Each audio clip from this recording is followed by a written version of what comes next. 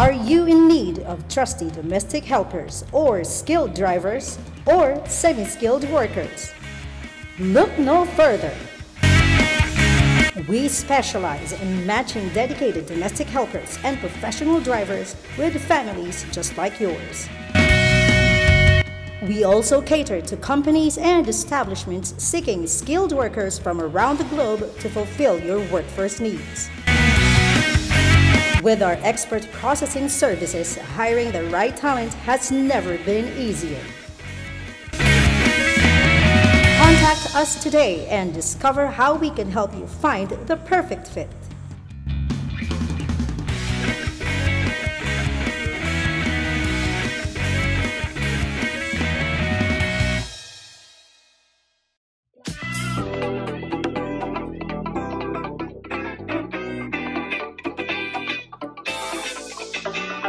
This is something you for me. You wanna know all brought into entertainment. Show like no other. PSTV, hit that subscribe. PSTV, rise tonight. PST music, that's right. Entertainment, yeah, it's on. PSTV, try to know it's going down. PSTV, hit that subscribe. Yeah, yeah. We in the city, Hong Kong. Yeah, we rapping. We put Filipinos on. Oh, yeah, yeah. We proud the noise. We about the fun. Music is for everyone. We got that international. This is something you gon' need. You wanna know it. All brought into entertainment. Show like no other. PSTV, hit that subscribe. PSTV, vibes tonight. PST music, that's right. Entertainment, yeah, it's time. PSTV, try, you know it's going down tonight. PSTV, hit that subscribe.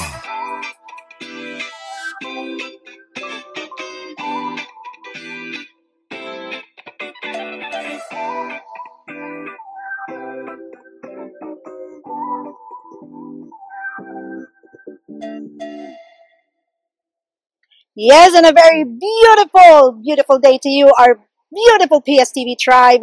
Welcome to PSTV Show Online, your one and only fun entertainment show like no other. Of course, here in Hong Kong. And yours truly, your host, Penny Salcedo. And we welcome you to the second batch of our on-cam interview with our grand finalists for Sensational Star Season 1. Of course, here at PSTV Show Online. But before we introduce you, before we feature you, before you get to meet and hear the stories of our grand finalists, the second batch, please do not forget to subscribe to our YouTube channel, follow us on Facebook, and as well on Instagram, and as well on X, formerly known as Twitter. And of course, feel free to share, and we would love to hear where you are watching us from, as we are worldwide, but we are based here in Hong Kong. And of course, for and on behalf of our co-host, Jerilyn DJ Sacy, once again, this is your host, Penny Salcedo, and we are going to have yet another fun interview. On-cam interview, no scripts, only questions, a lineup of questions, which I have here, same line of questions, in fact, with our first batch. But of course, each of them with different stories to tell and no script. They don't even know the questions at all. So we're going to have total fun with this. And with that, let's go and meet our second batch of grand finalists of Sensational Star Season 1, the very first singing competition on PSTV Show Online. Yes, and we are back once again, our beautiful PSTV tribe, and this time with our second batch of our grand finalists of Sensational Star Season 1. And once again, for you to get to see the first batch, please go ahead and find it on the description box, or either here or here for the link. Ayan, with our first batch. And narito po tayo today para po sa second batch ng on-cam interview with grand finalists po natin of PSTV Show Online's very first singing competition, Sensational Star Season 1. And before we get right down into the questions, basically it's the same questions I'm going to ask them today. And once again, for and on behalf of Geraldine DJ Stacy, that we are doing this interview.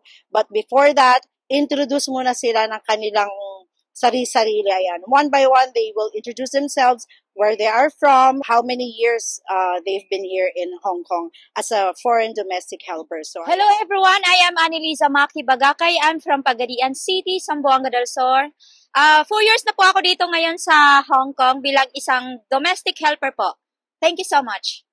Hello everyone, I'm Ruby Boffil and I've been working here since 2017. So maybe 8 years na po ako dito sa Hong Kong as domestic helper. I'm from Raw City, Capiz. Thank you. Good afternoon everyone, my name is Cusel Nabreha from Quezon City and more than 2 years na po ako dito sa Hong Kong bilang domestic helper po. Thank you. Hello everyone! I'm Maribel P. Diba from Roja City, Capiz. At ako po ay nagtatrabaho dito bilang sa Hong Kong bilang isang OFW. 8 years na po. Thank you po. Hello everyone, I'm Christina May Baracao. I'm an OFW here in Hong Kong and I've been here for 15 years now. I'm from San Rodas, Angadanan, Isabela. So there you have it. We have Annalisa, Ruby, Crisel, Maribel, may lumipad, Maribel, and Christina May, yes. And once again, this entire on-cam interview, no script, that I want to have a raw and fun and easy kind of interview with them. And again, we have a question. At sa una pong nasasakdan. Okay, our first question. Journey to the finals.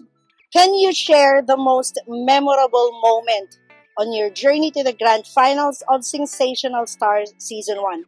Yung pinaka-memorable moment para sa'yo sa journey mo sa grand papunta, magmula nung umpisa hanggang papuntang grand finals.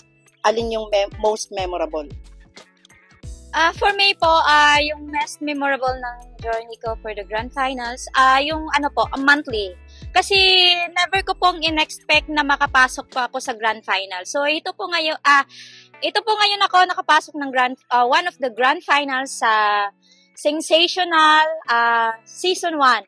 So I'm so thankful po na nakapasok po ako sa ganitong uri ng competitional ng Hong Kong po. I'm so proud of myself. Thank you so much po.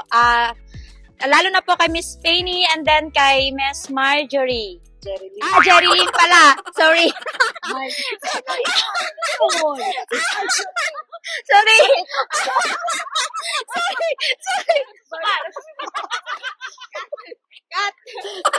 Hindi, okay lang yan. Okay, si Ruby naman, what is your, share your most memorable moment on your journey? Most memorable, parang hindi ko ma-pinpoint, pero siguro yung nagkaroon ako ng maraming kakilala na mga singers kasi hindi ako pala sali ng competition dito, na yung maraming competition. Yung isa lang, yung pinaka-major na yun lang yun. And then, itong PSTV. And then, dahil dito, yun, nagkaroon ako ng mga kaibigan na eventually nakakasama ko na sila sa mga ibang events. Yan. Yeah, dahil sa PSTV po. Thank you so much. Ikaw naman, Crisel. Ako po hindi ko masabi kung yung simula sumali ako dito sa PSTV. Hindi ko masabi kung alin doon sa mga sa weekly, sa monthly. Siguro ang naging lang sa akin, ang naging kagandahan lang ng naging journey ko dito sa PSTV is yung nakatagpo ako dito sa PSTV ng mga kaibigan, totoong kaibigan, na kaibigan na hindi lang sasabihin na kaibigan lang dahil magkasama kayo dito. Hindi, kaibigan na masasabihan mo ng nararamdaman mo, masyasharean mo ng mga problema mo. Kasi andito tayo sa Hong Kong, syempre, literal na mag-isa tayo dito. So, ngayon, literal na mag-isa tayo dito, sa masasabi mo ma-homesick ka, mag-isa ka, pero dahil nakakilala ka, nakatagpo ka ng mga totoong kaibigan, hindi mo na masyadong na-feel yung homesick, at saka hindi mo na ma-feel na mag-isa ka lang kasi meron ka lang na pag-share ng nararamdaman mo.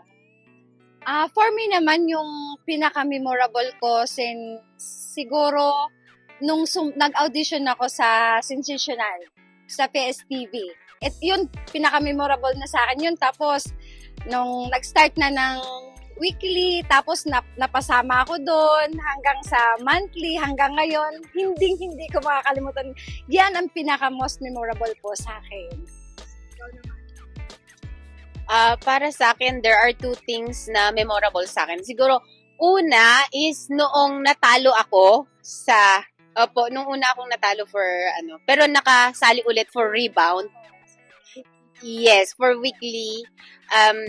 Kasi ako gusto ko yung na-assess ko yung sarili ko kung minsan, kung ano yung ginagawa ko, kung saan ako nagkakamali, saan ako pumalpak. So, memorable sa akin na nagkaroon ako ng chance na i-assess yung sarili ko and then i-improve siguro kung saan ako may pagkukulang, bawasan kung saan ako sumobra. And second is friendship talaga. Yung I get to know more people na nagpapatawa sa akin, people na really became friends with me too. So there you go with our first question, journey to the grand finals, yung most memorable moments nila. And let's go now to question number 2. Inspiration and passion. What or who inspired you to pursue a career in music, in singing? And what does singing mean to you personally? Sino or ano yung nakapagbigay sa iyo ng inspirasyon para magkaroon ka ng passion niyo sa pagkanta, whether kumakanta ka lang for everyday situation or sa singing competitions, and ano para sa iyo, ano para sa buhay mo ang pagkanta? For me po, simulat sa pool po, yung parents ko po, yung mama at saka papa ko, simula po bata po kami, suportado po kami ng papa ko. Kahit saan pong probinsya, barangay, or lungsod po sa amin po sa Pilipinas, sinasamahan po ako ng papa ko at saka ng mama ko. Ako siguro malaking pasasalamat ko yung kurot ng mama ko. Kasi nung bata pa talaga ako, hindi ako mahilig kumanta. Kasi ako, mahilig ako sa drawing talaga. Yun talaga ang passion ko. Tapos itong mama ko naman, siguro dahil naiinggit siya sa kapitbahay niya na nagpapatugtog ng karaoke, tapos magagaling di kumanta yung kapitbahay namin, doon, nag-start siya bumili ng karaoke, tapos parang inaano niya na, kumanta ka. After ng kada matapos yung school. Yung parang pagkurot sa'yo, no? Ako! Yung pagdating ng school, kanta, ganon. Tapos pagka hindi mo makuha, kurot. Ulitin mo, yung mga ganon ba. Siya talaga, yung mama ko talaga, siya rin yung inspiration ko. Bakit ako sumasali ng mga events. Syempre, kung ano yung matatanggap ko, may premium man o wala, inialay ko talaga sa mama ko yan. At dahil wala na siya ngayon, siguro, sa mga kapatid ko na lang, tsaka sa anak ko, syempre. Siguro po, nagbigay ng inspirasyon sa akin sa pagkanta is yung mama ko po. Kasi nung bata po ako, pag dumating na yung Sabado, Linggo, ayan na yung mga jukebox. Maririnig ko na palagi, pagising ko pala ang nanay ko, nagpapatugtog na ng Imelda Papin. So parang parang pakikinggan ko hanggang sa makakabisado ko. Tapos hanggang sa paunti-unti ako lumalaki, na siguro napansin ng mama ko na, may kumakanta pala tong anak ko. Kaya every time na may party po kami sa bahay, mga birthday po, papakantahin niya ako, papakita niya sa mga amiga niya na, yung anak ko, nakanunta ka muna dito. Yung parang, alam mo yung parang proud siya na, marunong kumanta yung anak ko, kanta ka dito anak. Ganun. Para kahit siguro yung nagbigay ng inspirasyon sa akin itong pagkanta po is yung mama ko po talaga. Sa akin naman siguro, of course, magulang din si papa at mama ko kasi nung maliit pa lang ako, kasi siguro mahilig naman talaga ako kumanta kasi pag minsan kung ano yung mga ginagawa ko kahit na walang lyrics yun gano'n na pero mapapaganon mo ako sa loob ng bahay gano'n ako tapos pero yung papa ko naman kasi is marunong maggitara Tapos maliit pa lang ako noon. Ginagawan niya ako ng stage. Sabi niya, anak, halika dito, magigitara ako, tapos ikaw yung kakanta. Kaya para sa akin is, yung inspirasyon ko is yung mga magulang. Tapos lalo na yung sa anak ko. And of course, sa asawa ko, ayun, dumagdag na sumusuporta sa akin. Kaya yun, gusto ko talaga yung music. Okay, so growing up, talagang sa family namin kasi talagang may mga nakanta na mga pinsan ko and mga pinsan and mga uncles. Oh my God. So, talagang growing up yung papa ko talaga ang nagpapakita lagi ng support sa akin and everything. Siguro inspiration ko, apart from sa inspiration ko rin to sa sarili ko kasi it's like it's now or never. Marami na kasi ako talagang nasayang. So, mula nung namatay yung father ko, na-stop talaga ako. Then, siguro yun, ang inspiration ko yung papa ko, tatay ko, kasi hindi niya na nakita. Hindi niya na ako naabutan dahil pumanaw na siya. And so, I think somehow, somewhere, siguro, maybe, makita niya na I still tried. And I mean like, I'm trying until now. So, it's like, it's for him. So, here, this is why we really wanted to do this kind of interview. Because not only do you get to see them working here in Hong Kong as foreign domestic helpers, but they are much more than that. Okay? Being domestic helpers for most of the Filipinas, and then when it comes naman sa mga kalalakihan, most of them are doing work of drivers. It only gets to show that them working as a foreign domestic helper, it's not because yun lang yung alam gawin. That it's not because that's what they only are about. It's just because of work. They just needed to have work, and it just so happened that being a foreign domestic helper is a work that they can easily have compared to in the Philippines. But we get to hear their stories, and yung mga ganito, napakaganda po na mapakinggan natin, malaman natin na they are more than just being foreign domestic helpers. And while at it, them being foreign domestic helpers is in fact something that to be proud of, because you guys are doing the kind of work that even for me, I find it very nakakahanga po. Nakakahanga ang klase ng trabaho meron sila. The kind of work that they do is, I could really say it's incomparable. It's like being a full-time mom, but the only difference is they are being full-time moms to different families, not their own, while each their own children are left back home in the Philippines. So, big salute sa inyong mga foreign domestic helpers. Yes. And we continue on with question number 3 before we go to the commercial break. And this time, challenges and triumphs. What has been the biggest challenge you've faced during the competition, and how did you overcome it? How do you manage between joining competitions and in between your work as a foreign domestic helper? So, ano yung pinaka-biggest challenge? Dun muna. Ano yung pinaka-biggest challenge na ninyo sa pagkakasali dito sa Sensational Star? And how do you manage? Paano nyo gina-juggle pagka may mga sinasalihan kayong competitions or any other activities for that matter, and then being a foreign domestic helper? Sa akin po, medyo mahirap kasi yung dati ko pong amo is nasa bahay lang po. So, pag may mga events po ako na gustong salihan, so mahirap po sa akin para mag-practice. So, pag yung ko lang po is, yung time ko lang po is yung pagka-car wash. So, pag nagka-car wash ako, doon lang po ako nag-memorize ng kanta, doon po ako kumukuha ng kung saan ako, So, mahirap po sa akin kasi nga nasa bahay yung amo ko. Siguro, tiwala lang po sa sarili na kayang-kaya ko kahit hindi naman. Kinakayang-kaya ko po. Sa mga competition, sa mga, Kaya mo yan. Kaya mo yan. Ito palang kayanin mo na. Kaya mo yan. Kaya mo nga kanina eh. Oo nga eh. Go lang po. Go lang sa laban hanggang grand finals po. Thank you so much. Wala ko, go lang sa sinabi. Ikaw, Ruby. Siguro, gaya ng iba, time.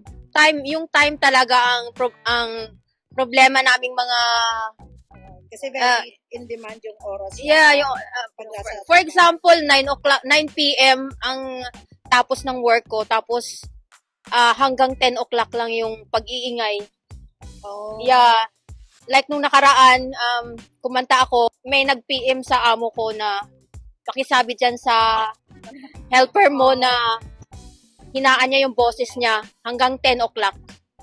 Oo, ganun. So, ang hirap talaga yung time. Siyempre, magme-memorize ka pa, tapos pag-aaralan mo yung song, di ba? Pasalamat lang talaga ako kasi yung amo ko, supportive naman siya. Hindi siya nagagalit na kumakanta ako. Big round of applause to supportive. Yes. Yung amo ko, Sir Samuel Lee. Thank you po. Ako naman po siguro yung kung ano yung challenges or problema na napagdaanan ko habang nandito po ako sa PSTV, sa journey ko na to, siguro nung nagkaroon po ako ng family problem, doon ko rin na notice na ay may concern pala sa akin, may nagmamahal pala sa akin dito kasi may mga mayroong mga nagko-concern sa akin na mali yung way ng pag-move on ko, yung ganon. Pero at the end of the day, naayos pa rin namin ng family ko yung naging problema namin sa pamilya namin. Sa akin naman po siguro is yung yung oras. Kasi nga sa trabaho, tapos yung amo parati na sa bahay. Tapos sa mga song pa na dapat na nakakantahin sa pagpili ng song. Kasi kailangan yung pipiliin mo na song is dapat yung medyo sa ulado mo na, tapos bagay sa'yo para hindi ka kakapusin sa oras. Yun po. Yun din po. Parang pareho kami na Ate Ruby ng experience kasi may time na kumakanta ako at daytime during work pero wala yung amo. So, ang sabi ng amo nung bumalik is like parang the neighbor said, "You've been singing and like, are you like trying to join a contest?" Yeah, I'm joining a contest. That's why I'm practicing. And then yun po, siguro yung struggle talaga is time, yung pagkakataon na ma-practice mo yung piece mo, ganon. Tapos, yung pagod ka, pero need mong gawin. Diba? Kasi need mong i-practice yun, diba? So, yun po, yun yung struggle siguro. Time and then, yung sa effort, energy mo, efforts mo to how you'll practice it. Yeah, yun po. Yes. So, there you go. Our first 3 questions to them. And of course, our beautiful PSTV tribe. Don't go away. We'll be right back after this. Very few commercial breaks. We'll see you in a short while. Are you in need of trusty domestic helpers or skilled drivers or semi-skilled workers? Look no further. We specialize in matching dedicated domestic helpers and professional drivers with families just like yours. We also cater to companies and establishments seeking skilled workers from around the globe to fulfill your workforce needs. With our expert processing services, hiring the right talent has never been easier. Contact us today and discover how we can help you find the perfect fit.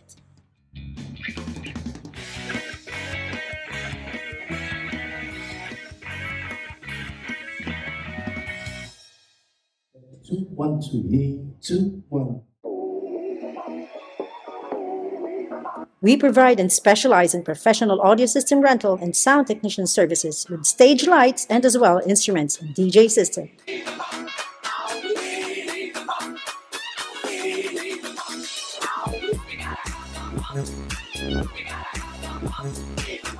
We also provide live performances of artists and bands from duo to groups and as well DJs and hosts and MCs.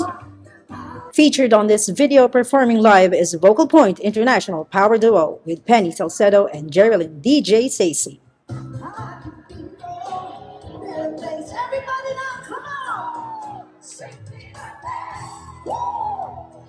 We cater to private and corporate functions and all types of events and larger scale shows and promotional events.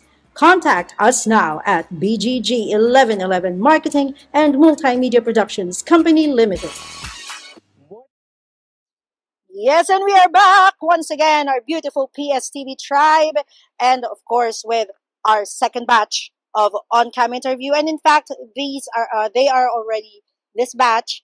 And for you to get to see the first batch on-cam interview, don't forget to check on the description box or in the comments or either here or up here. Ayan, nagaganunan sila. Ako naman nakaganito. Okay, and let's continue on with. We have got 4 more questions, okay? This time, dream collaboration. Dream collaboration. If you could collaborate with any artist, past or present, who would it be and why? Si Crisel muna. Ako po ma'am si ano po, kung nabubuhay pa po siya talagang si Whitney Houston po. Kasi talagang paborito ko po talaga siya. Kasi talagang nung bata pa lang ako, yung papa ko po kasi pag umuwi po galing ibang bansa, may mga dala siyang mga CD. Meron siya mga Whitney Houston. Talagang bilib na bilib ako sa sa galing niyang pagkumanta po.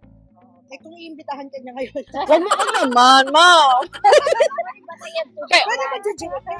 Magduduit kami, ma'am. Siguro, ma'am, antayin niya na lang ako doon. Sa video po. Hindi, ma'am, antayin na lang niya ako doon. Pero matagal pa. Kasi kailangan ko pa antayin yung mga magiging apo ko eh. Siguro po I would like to sing with Sir Frank Sinatra. It reminds me of my dad a lot. His voice and his face. Char, a little bit. Parang ganon. So, magsama-sama tayo doon. Yun. So, yeah, Mr. Frank Sinatra. Sir Frank Sinatra. Ako si Miss Lani Misalucha. Kasi gusto ko yung kahit na hindi ako marunong. Gusto idol ko yung sa pinapractice ko talaga yun. Oo, kasi gusto ko talaga yun. Kaso lang hindi ko kaya. Pero sana naman makapuruan mo ako, ma'am. Ito po para sa akin si Imelda Papin po.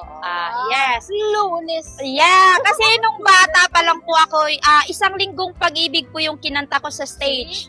Ay, hindi ko alam kung natalo ako. Basta yan yung first na kinanta ko. So, hanggang ngayon, kahit hindi ko ginagamit yung kanta niya, pero gustong-gusto ko po siya. Oo po.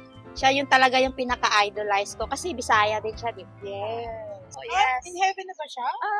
Parang. Wala na ba?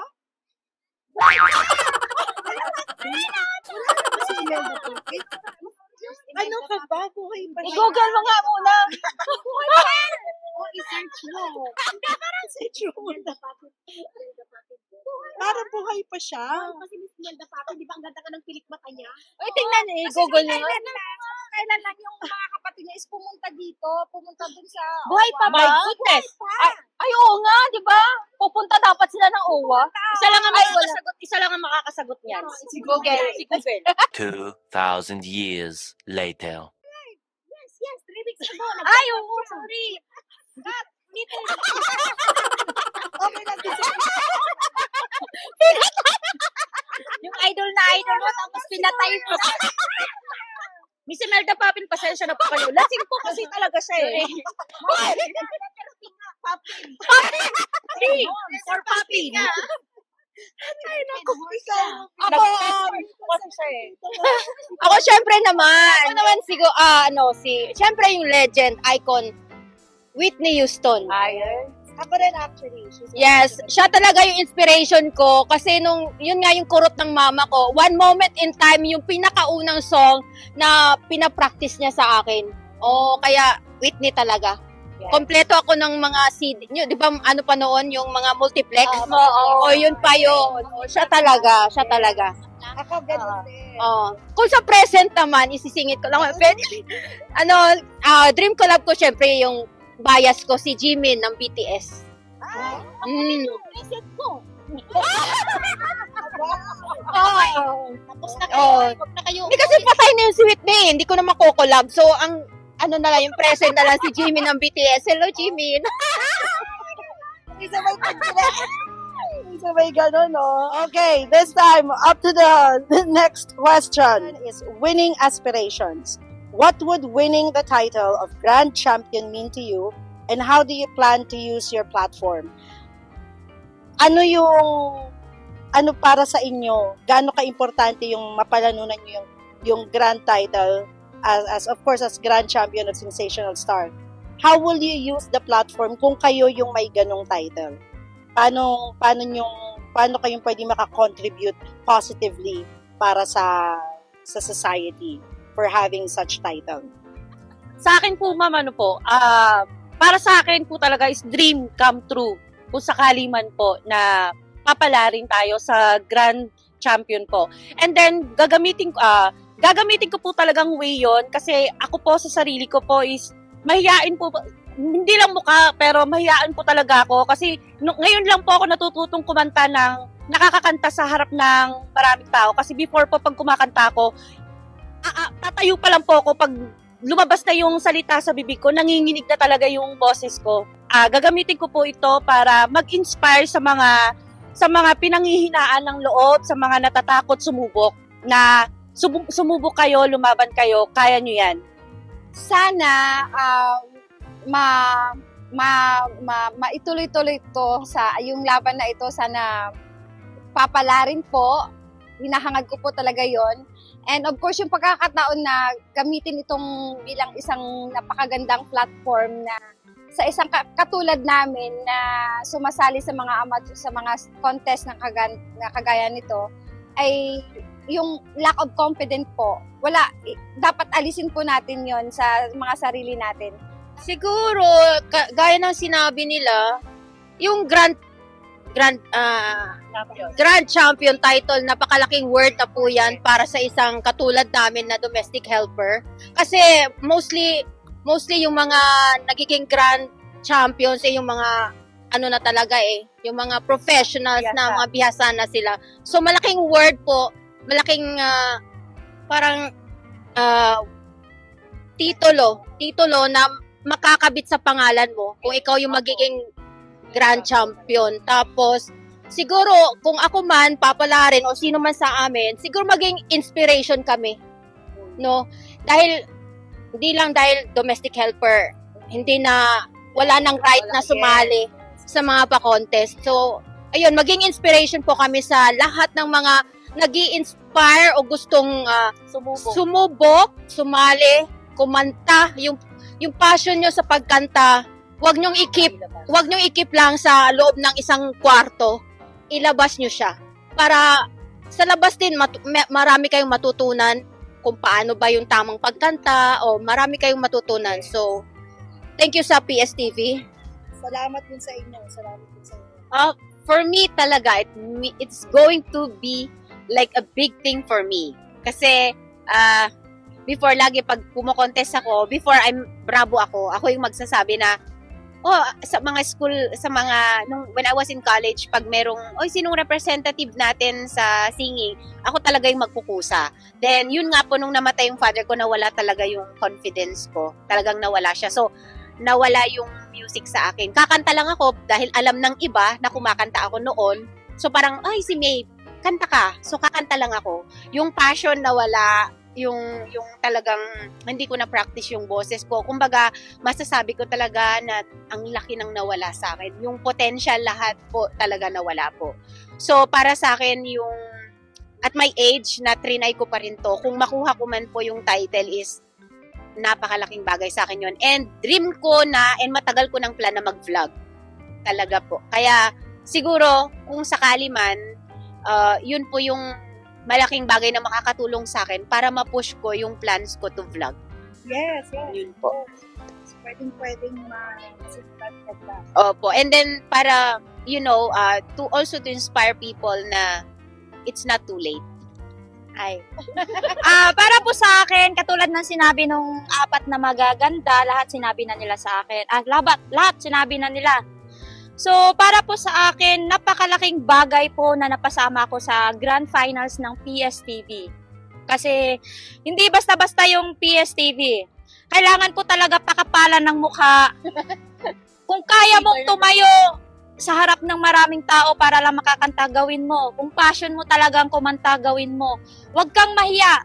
Gawin mong kung anong magiging, kung saan ka masaya. So, para sa akin, kung isa man ako sa manalo sa Grand Finals, napakaswerte ko. Thank you, Lord. Sana akin na to. Thank you. Okay, one more question before we go on another commercial break. And of course, we have one more question and a bonus question, pahabol na question ko sa kanila na it's not here. But before we continue on, of course, our beautiful PSTV tribe, don't go away. We'll be right back after this little commercial break. We'll see you in a short while. Are you in need of trusty domestic helpers or skilled drivers or semi-skilled workers? Look no further. We specialize in matching dedicated domestic helpers and professional drivers with families just like yours. We also cater to companies and establishments seeking skilled workers from around the globe to fulfill your workforce needs. With our expert processing services, hiring the right talent has never been easier. Contact us today and discover how we can help you find the perfect fit.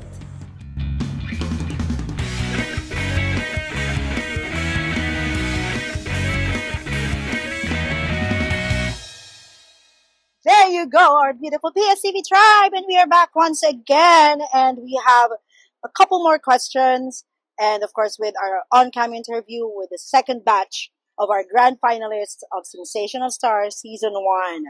There you go. Once again, don't forget to subscribe to our YouTube channel and follow us on Instagram, on Facebook, and as well on X, formerly known as Twitter. So, yes, and we go now to the next question. Future vision, okay? And as you can see, they've changed pwesto. So, I asked them to jumble themselves up. So, yan, palit-palit naman. Future vision. Where do you see yourself in 5 years? And what are your aspirations for your singing or music career? 5 years, where do you see yourself? Hopefully, sana mag-retire na ako as domestic helper. Kasi gusto ko rin sanang mag-rest na. And, yeah. But, no, I mean like rest lang ba? Yung hindi na kailangan mag-work, ganon. And I still aspire myself to like see myself singing still. Like, if not professionally, but still like, you know, loving singing and still singing. Siguro po 5 years, baka po kasama ko na yung pamilya ko na ako na yung mag-aalaga sa... Kasi maliliit pa po kasi yung mga anak ko po eh. Meron pa akong 3 maliliit eh, bukod sa 2 dalaga ko. And then, siguro baka hindi na para sa akin sa mga anak ko na lang. Lalo na yung sa 2 dalaga ko kasi nakikitaan ko sila na nahihilig sila sa pagkanta. Opo, baka siguro ako na po yung tumayong coach ganon sa kanila po. Opo. Kung hindi man para sa akin yung swerte sa pagkanta or sa singing career, baka po malay po natin in future yung mga anak ko ang mga anak ko naman po ang merong swerte. 5 years from now, sana lang may discover para naman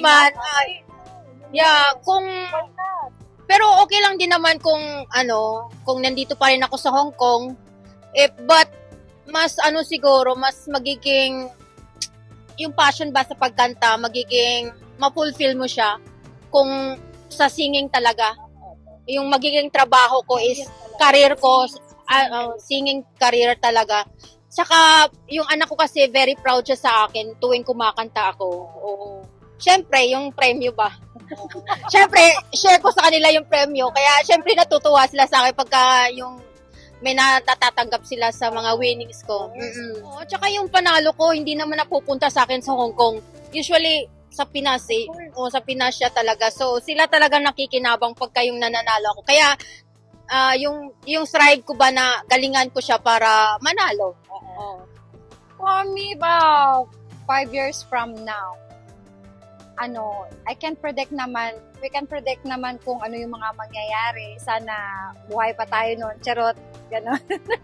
Oo. Pero siyempre, wish ko yun sana mag for good na. Tapos, ayun, sana makikita ko pa rin yung sarili ko at makikita pa rin ako ng mga pamilya ko na kumakanta on stage sa 5 years na yan. Sana, ayun, hindi pa rin matigil kahit pa paano kasi yun talaga yung dream ko. Kahit pa paano. Yun po. Sa akin po, si Lord na po yung bahala. Kasi, hindi ko po alam kung anong mangyayari sa 5 years po. Pero wish ko po sana na tuloy-tuloy yung pagkanta ko, tuloy-tuloy yung mga events, tuloy-tuloy yung mga singing competition ko po. Yun lang po yung ko po. Lord, ikaw na po yung bahala sa 5 years ko. Okay, this is our final question for today. Okay, life beyond music. Another fun question for me.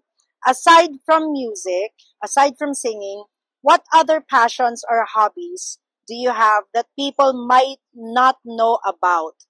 Any other talent ninyo na hindi pa alam ng either siguro families nyo or mga friends ninyo na kasi I'm very sure alam nila yung kumakanta kayo kasi sumasali kayo sa mga competitions. Ano yung talent na hindi alam ng kahit na sino? Kahit na anong talent or kaalaman or skills? Ako siguro kasi may pagkamaskom ako Oh. I just love to talk. I just want to, yun nga yung nasabi ko kanina, gusto kong mag-vlog talaga. So, marami akong gustong gawin. I like to inform people. Yung mag-vlog ka, kasi nga, I'm actually everyone knows na talkative ako. So, but then, medyo may point lang sa life ko na nagto-talkative ako, but then at the same time, I'm mix of parang introvert, extrovert. So, may time minsan na kaya hindi ko napupush yung gusto ko, like magsalita and everything. Kasi nga, may point sa life ko din minsan na parang hindi ako confident gawin kung ano yung gusto ko. So, I think gusto kong i-push talaga yung pag-vlog. And yeah. Supportahan natin. Yes, pag-vlog. Yeah, I think everything, wala pa nga lang akong definite na yung parang ano ba ano yun yung ano ba yung content sumasayaw kasi nung high school po ako pag may groupings ako po laging leader sa pagsasayaw, pero ngayon kasi na tumanda na ako parang naging mahihain na ako sumayaw yun. Ako naman alam na nila yun yung nagdo-drawing ako tapos nag-e-editing basta about arts. Yun talaga ako. And then nung nasa Pinas ako nagtuturo ako ng sayaw din sa mga bata for free. Kasi yung anak ko, yung maliit siya, may mga performances sila. Ako talaga nagko-coach. Ako yung choreographer. Tapos ako siguro wala. Maliban na lang sa sa loob ng bahay. Wala. Nanay na lang sa loob ng bahay. Yung kasi, wala na. Wala, sorry. As in, yun na. Sa akin naman po, pareho kami ni Maribel. Wala. Kasi yung alam ko lang talaga is kanta. Kahit nagmamap, nagka-car wash, kanta lang talaga ako. Kahit hindi ko alam yung kanta, basta kanta lang. Yun lang yung alam ko Yung kanta lang, kahit nagluluto, kanta, kahit naman sumasayaw, hindi ko alam. So, para sa akin is kanta lang talaga. Yes, so there you go. Magic! Bigla na ako nasa gitna. There you go. And there you have it, our beautiful PSTV tribe with our interview with them. Of course, with Annalisa, with Maribel, Ruby, Crisel, and Christina May. And of course, once again, this is the second batch of the interview. And for you to get to see the first batch, go ahead and find it on the description box or either here or here. And once again, pakaabangan po natin dahil talagang inabang-abangan na po talaga namin ang grand finals of Sensational Star Season 1. And like what you've heard from each and every one of them, let them be an inspiration to each and every one of you. Domestic helpers at hindi, bata, matanda, it really doesn't matter as long as we are all well and still alive, na binibigyan po tayo, that God is still giving us the time to be able to do beautiful things. Let's do so. I-enjoy po natin, and lahat palagi po nating iaalay sa ating mahal na Panginoon, lahat po ng ating mga ginagawa. But before we give you our closing remarks, of course, we will be inviting each of them to once again reintroduce themselves and invite you, of course, to the upcoming grand finals of Sensational Star Season 1! Hi, I am Anelisa Maki Bagakay from Pagadian City, Zamboanga del Sur. I inviting you all from the Grand Finals of Sensational Star Season 1 Grand Finals on PSTV Show Online.